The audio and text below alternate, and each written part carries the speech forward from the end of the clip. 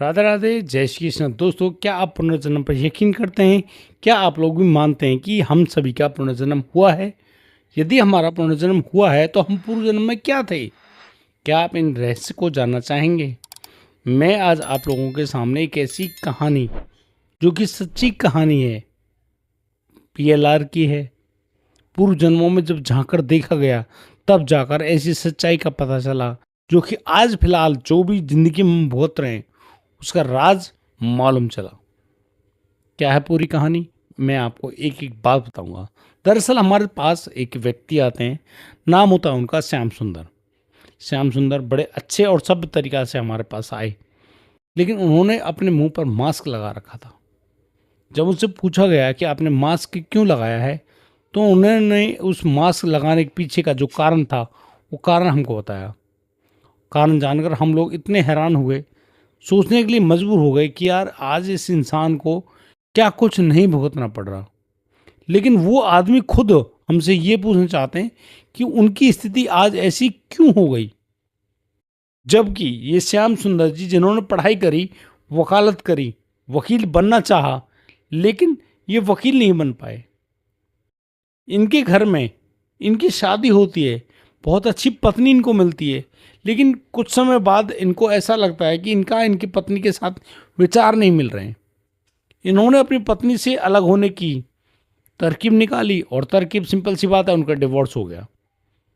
इनके पिताजी भी इनके साथ नहीं रहे, कोविड काल में उनका भी देहांत हो गया। इनके पास इनकी सिर्फ माँ बची हैं।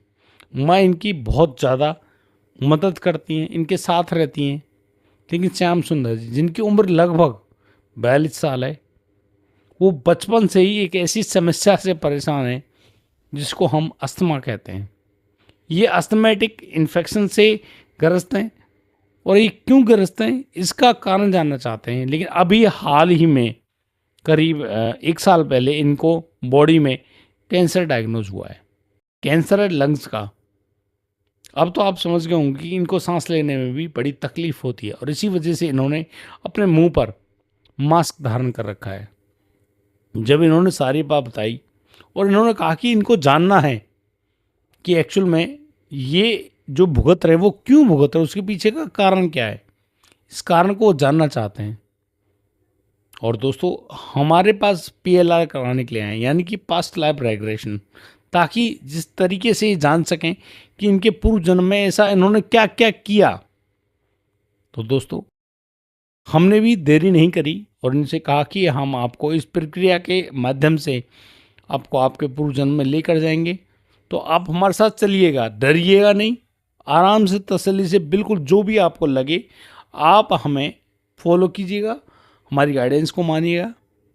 और ये हमारी हर बात पर एग्री हुए। लेकिन दोस्तों, अब मैं जब रिग्रेशन चालू करूंगा तो उससे पहले मेरी आपसे रिक्वेस्ट है कि यदि अभी तक आपने इस चैनल को सब्सक्राइब नहीं किया तो प्लीज़ सब्सक्राइब कर लें, और अपने मित्रों, अपने रिश्तेदारों के पास इस वीडियो को शेयर ज़रूर करना, क्योंकि आपका एक शेयर किसी की जान बचा सकता है, किसी के जीवन में आ रहे उन प्रश्नों का जवाब आपको मिल सकता है। दोस्तों, बिना देर किए मैं इस रिग्रेशन को चालू करता हूँ, और आप मेरे साथ बने रहिए और जानिए क्या क्या इन्होंने देखा, क्या क्या इन्होंने जाना, क्या क्या इन्होंने बताया, और क्या क्या इन्होंने अपनी ज़िंदगी से रिलेट किया। दोस्तों, आइए आगे बढ़ते हैं। हमने श्याम सुंदर जी से कहा कि आप अपना मास्क लगाए रखें। हमने भी अपनी सुरक्षा दृष्टि से अपने मास्क वगैरह सब धारण किए, और शांति से इनको सोने के लिए कहा कि आप बिल्कुल डीप स्लीप में चले जाएं। आराम से एसी ऑन था, बहुत तसल्ली से, बड़े भाव से इनको लेटाया गया। और जैसे जैसे इनको गाइडेंस दी गई कि आपको अब अपनी निद्रा में जाना है, शरीर के अंगों को ढीला करना है, स्थिर करना है, और आप आराम से निद्रा में पहुंच जाएंगे। लेकिन मेरे प्रश्नों को, मेरे सवालों को आपको सुनना पड़ेगा और उनका जवाब देना पड़ेगा। श्याम सुंदर जी बड़े अच्छे से ढंग से हमारी बातों को फॉलो करते चले। अब इनसे पूछा गया कि आप जहाँ पर गए हैं अपने आप को कहाँ और कैसा देख रहे हैं। तो इन्होंने कहा कि वो नंगे पैर हैं।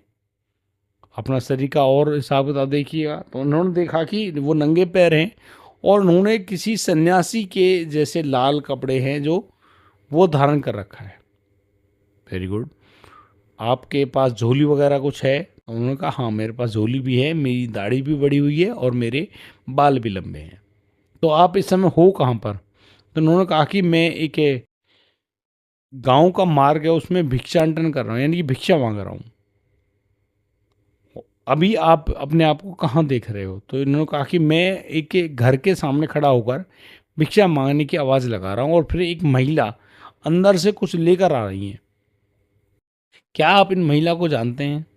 तो उन्होंने कहा कि हाँ मैं इन महिला को जानता हूँ और फिलहाल इस जन्म में वो उनकी माँ है, सगी माँ। तो आपने आपने पिताजी को भी देखा? उन्होंने कहा कि हाँ मैंने अपने पिताजी को देखा और मेरे पिताजी इस महिला के पति हैं। तो ये आपके माता पिता नहीं हैं? उन्होंने कहा नहीं, ये उनके माता पिता नहीं हैं, लेकिन ये ऐसे दंपति जिनकी कोई औलाद ही नहीं है। और जब भी मैं भिक्षा मांगने के लिए आता हूँ, ये मुझे भिक्षा तो देते हैं, साथ ही साथ मुझे बिठाकर खाना खिलाते हैं। मुझे अच्छी तरह से पूछते हैं कि पैसे की आवश्यकता हो, कुछ चीज़ की आवश्यकता हो, कपड़े वगैरह चाहिए, तो वो सब कुछ मुझसे पूछते हैं। और मेरी हर मांग को पूरा करना इनका ये अपना अधिकार समझते हैं और बड़े भाव से ये मुझे चाहते हैं। तो आपने क्या सुना, क्या समझा?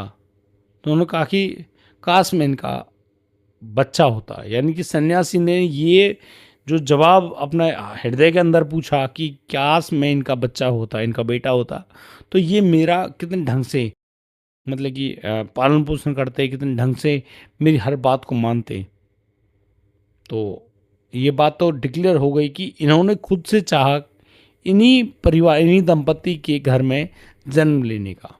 और श्याम सुंदर जी को अब हाल फिलहाल में जो माता पिता मिले, ये वही लोग हैं और उनके घर में ही इन्होंने जन्म लिया है। ये बात तो डिक्लेयर हो गई, लेकिन सबसे बड़ी बात ये थी कि जो उनको समस्या है सांस लेने में, अस्थमेटिक जो दिक्कत है, जो उनको लंग्स का कैंसर हुआ है, उसकी वजह क्या है? ये बहुत बड़ी बात थी। तो हमने इनसे कहा कि आप अपने आप को कहाँ देख पा रहे हो? जैसे कि मैं आपको 1 2 3 बोलूं, आपको एक नया दर्शन मिलेगा, आप अपने आप को देखेंगे कि आप कहाँ हो। तो हमने कहा 3 2 और 1, अब आप देखिए अपने आप को कहाँ हो। तो श्याम सुंदर जी ने अपने आप को पाया एक ऐसी जगह पर जहाँ एक पेड़ है, पेड़ के नीचे बहुत सारे लोग बैठे हैं और वहाँ कोई टाइपराइटर चला रहा है और ये उसको कुछ बता रहे हैं। इन्होंने काले रंग का कोट पहना है और इनके पास सफ़ेद शर्ट है। तो आप कैसी जगह पर हैं? तो कहा कि बहुत सारे लोग हैं और उनके जो बयानबाजी हो रहे हैं वो सब वहाँ पर टाइप रिकॉर्डर से उसको टाइप करवा रहे हैं। दैट मीन्स आप एक वकील हो। उन्होंने एग्री किया कि हाँ ये वकील है। तो आप कब की बात कर रहे हो? शायद ये सन जो आपको आपके सीधे हाथ की तरफ दिखाई दे रहा होगा, आप वो समय जानने की कोशिश कीजिए। तो इन्होंने वो समय बताया, ये लगभग 1962 का समय है और उस समय ये एक करीब 35 साल के युवक हैं और ये एक वकील है। लेकिन ये वकील कैसे हैं? क्या ये गरीबों की मदद करते हैं या फिर अमीरों की मदद करते हैं? ये लोगों को जो कि गलत केसों में फंस गए उनको बचाते हैं या फिर अच्छे लोगों को गलत केसों में फंसाते हैं? तो कहानी क्या है? तो उन्होंने बताया कि ये जो वकील है ये पैसों का बड़ा लालची है और इसने बहुत से ऐसे गुनहगारों का साथ निभाया है, ऐसे अमीर लोगों का साथ निभाया है जो लोग ये कहते हैं कि उन्होंने गुनाह तो किया है लेकिन वो सज़ा नहीं पाना चाहते। वो आपको मन मुताबिक जितना पैसा आप कहेंगे वो सारा पैसा देने के लिए तैयार हैं, लेकिन वो जेल नहीं जाना चाहते। इसलिए इस जो दंड है, जो सज़ा है, इसमें किसी और आदमी को फंसा दो। और बिल्कुल ये वकील साहब अपना पूरा जोर लगाते हैं और फिर किसी निर्दोष व्यक्ति का नाम लिखवा कर उसको पुलिस द्वारा पहले तो पकड़वाया जाता है, फिर पिटवाया जाता है और फिर उसको जेल करा दी जाती है। इस तरीके से इस इंसान ने ना जाने कितने ही लोग जो हैं उनकी बददुआएं कमाई। और ये वकालत ये करीब जब 70 साल के हुए तब तक ये वकालत करते रहे। इनके परिवार में इनके 2 बेटियां हैं और 1 बेटा है, लेकिन उनके भरण पोषण करने के लिए इन्होंने झूठ बोलना और निर्दोष लोगों को, जो निर्दोष होते हैं ना, बिल्कुल जिनका कोई मतलब ही नहीं है, लवलेस नहीं है, उन लोगों को सजा दिलवाई है। अब आप सोचिए, जो व्यक्ति निर्दोष है, जिसने कुछ गलत किया ही नहीं, वो पुलिस की पिटाई क्यों खाए, वो जेल क्यों भुगते। लेकिन जब कहते हैं ना कि किसी कोर्ट में कोई वकील या बैरिस्टर किसी को साबित कर दे कि भाई हाँ ये गलत है, तो वो गलत है, वो सही नहीं है। तो इस तरीके से जो बातें हुई, उससे मालूम चला कि हाँ भाई ये व्यक्ति गलत तरीके से काम करता है, और इन्होंने बहुत सारे लोगों की बददुआएं कमाई।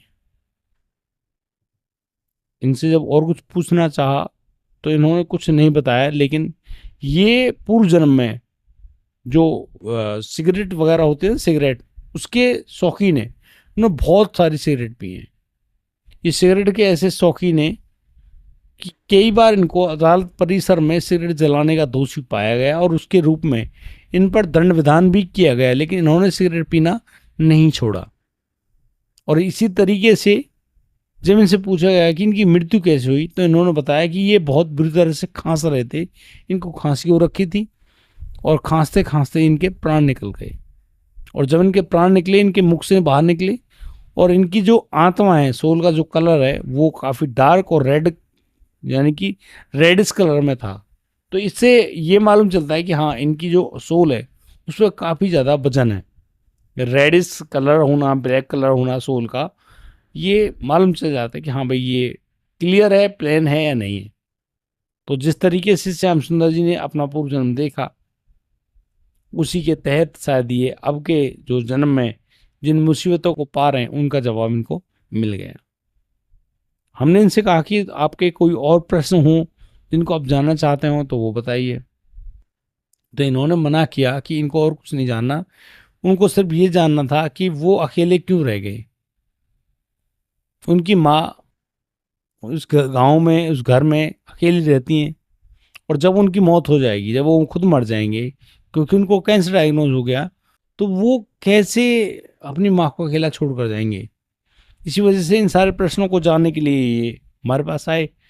इनका पीएलआर जो सेशन है वो कंप्लीट करा दिया गया, इनके सारे प्रश्नों के जवाब इनको सुना दिए गए, और अब तसल्ली से इनको जो निद्रा थी सम्मोहन की, उससे बाहर निकाला गया। ये बाहर तसल्ली से आए, और फिर ये जो हमारी थेरेपी है, थेरेपी के अनुसार इनको थोड़ी हीलिंग दी गई ताकि ये अपनी मानसिक वेदना से बाहर निकलें और फिर ये बात करें, क्योंकि काउंसलिंग होना बेहद ज़रूरी होता है पीएलआर के बाद। अब काउंसलिंग जब हमने की तो इनसे पूछा कि आपको कोई और प्रश्न जानना है या फिर कुछ अलग चीज़ जानने की कोशिश करते हो तो आप बताइए। उन्होंने कहा कि नहीं, उन्हें अपने सारे जो आज इसके समय जो भी परेशानी है उनके सारे जवाब मिल गए, क्योंकि ये पहले इतने ज़्यादा काम में खोए रहते थे। इन्होंने इनकी कभी पत्नी को पत्नी वाला सुख ही नहीं दिया। वो शुरुआत में जो बच्चे हो गए सो हो गए, उसके बाद से इनके पास कोई टाइम ही नहीं रहा। और इनकी जो अब इस समय लाइफ में जो पत्नी बनकर आई, ये वही थी जो पूर्व जन्म में इनकी पत्नी थी। लेकिन पहले जब आपने सुख नहीं दिया तो इस समय भी उनकी सोल को ये मालूम था कि ये इंसान इनको अभी भी सुख नहीं देगा, इसीलिए इनकी बात नहीं बनी। और इन्होंने मात्र शादी के 6 महीने बाद ही डिवोर्स फाइल कर दिया, और इन्होंने डिवोर्स भी ले लिया। अब आप सोचिए कि एक व्यक्ति जो कि अपने बुरे कर्मों के हिसाब से अपने कर्म बिगाड़ता है, और फिर वो भुगतता है, क्या भुगतता है, दंड, परेशानी। उनको बचपन से ही हॉस्पिटल जाना पड़ता है, सांस लेने में गंभीर समस्या है, और बचपन से ही ये जो इनहेलर वगैरह हैं उनका इस्तेमाल करते हैं, और अब लास्ट में इनको लंग्स का जो कैंसर वो डायग्नोज हुआ है, और वो 3rd स्टेज में है। रिकवरी के चांसेस बहुत कम है, और श्याम सुंदर जी को लगता है कि बस वो बहुत जल्द ही इस दुनिया से चले जाएंगे। लेकिन इन्होंने जिस परिवार में इनका जन्म हुआ है, माँ के प्यार को तो देखा। जब ये सन्यासी थे तब भी इन्होंने उस माँ का प्यार देखा, और अभी भी इन्होंने इसी माँ का प्यार देखा। लेकिन ये उन पिता से नहीं जुड़ पाए जो इनके वाकई में पिता थे। कोविड काल में एक गंभीर बीमारी कोरोना जिसका नाम था, उसके शिकार हुआ, और बस वो चल बसे। इनको पिता का भी ज़्यादा प्यार नसीब नहीं हुआ। तो अभी इस समय जब ये वकील नहीं बन पाए, वकालत तो कर ली, लेकिन इनको चीज़ें याद ही नहीं होती, जरह कैसे करें। क्योंकि वकील साहब को तो बहुत सारे तथ्य याद रखने पड़ते हैं, वो तो याद होते नहीं, तो फिर कैसे जरे करेगा भाई कोई वकील। इसलिए ये वकील तो नहीं बनवाई। लेकिन अब ये अपना जीवन यापन कैसे करते हैं, तो उन्होंने बताया कि इनके कुछ दोस्त हैं, उन दोस्तों के साथ इन्होंने एक ग्रुप बनाया है, और उस ग्रुप से कुछ ऑनलाइन सेलिंग का कार्य करते हैं, कुछ प्रोडक्ट बनाते हैं ये और उनको ऑनलाइन सेल करते हैं। उससे जो भी पैसा है वो सब ये कमाते हैं और अपना पेट पाल रहे हैं। तो इनसे जब पूछा गया कि आप इस पीएलआर से, जो आपके पूर्व जन्म में जो देखा आपने, उससे संतुष्ट हैं, आपको लगता है कि आपके सारे प्रश्नों के जवाब मिल गए हैं आपको, तो इन्होंने बड़े तसल्ली से इस बात को बोला कि हाँ, उनको उनके सारे जवाब मिल गए हैं और वो काफ़ी हद तक संतुष्ट भी हैं, और शायद वो अब कोशिश करेंगे कि वो अच्छी ज़िंदगी जिएं। तो इनसे जब पूछा गया कि आप कुछ ऐसा दबाव महसूस करते हैं जैसे डिप्रेशन टाइप का, तो उन्होंने कहा कि नहीं, उनको अब ऐसा कुछ नहीं लग रहा, क्योंकि इनकी हीलिंग भी की गई। इनकी जो सोल पर जो अपराध बोध था उसको मिटाने की कोशिश की गई। इनको ये भी कहा गया कि आप कुछ समय तक यदि आए तो हम कोशिश करेंगे आपके कैंसर को भी काफ़ी हद तक हील कर दें। हालांकि देर हो चुकी है, लेकिन किसी भी अच्छे काम करने वाले के लिए कभी देर नहीं होती। तो यदि आप ये चाहते हैं तो आप यहाँ पर आइए और मात्र छोटी सी फीस है वो दीजिए और आप हीलिंग कराइए, ताकि आपको आपकी बीमारी से निजात मिल सके। तो इन्होंने इस बात पे भी एग्री किया कि ठीक है, वो समय मिलेगा तो आपके पास ज़रूर आएंगे, लेकिन वो ठीक होना चाहते हैं और उनको ज़िंदगी में एक सबसे बड़ा गम रहेगा कि वो अपनी माँ को अकेले छोड़कर चले जाएंगे। उस माँ को जिस माँ ने उसको अपने बच्चे की तरह पाला, क्योंकि बच्चा तो उनका ही है, लेकिन उनसे पहले ही वो दुनिया छोड़ जाएगा, और ऐसी गंभीर बीमारी में जिसके लिए लोग इनके चेहरे की तरफ जरूर देखते हैं। दोस्तों, आज के लिए सिर्फ इतना ही। यदि आपके अपने किसी तरह से कोई परेशानी से जूझ रहे हैं, कुछ इस तरह की समस्याएं हैं, तो आप हमसे आकर सवाल जवाब कर सकते हैं, पूछ सकते हैं। हम आपको सही और उचित जवाब देने की कोशिश करेंगे, आपको आपके पूर्व जन्मों की यात्रा कराएंगे। लेकिन नीचे दिए गए नंबर पर आप कांटेक्ट करें, केवल व्हाट्सएप मैसेज करें, ना कि कॉल करें। कॉल का कोई जवाब नहीं दिया जाएगा। व्हाट्सएप जो भी आप मैसेज करेंगे, मैं उनका जवाब आपको देने का जरूर प्रयास करूंगा। आज के लिए सिर्फ इतना ही। राधे राधे, जय श्री कृष्ण।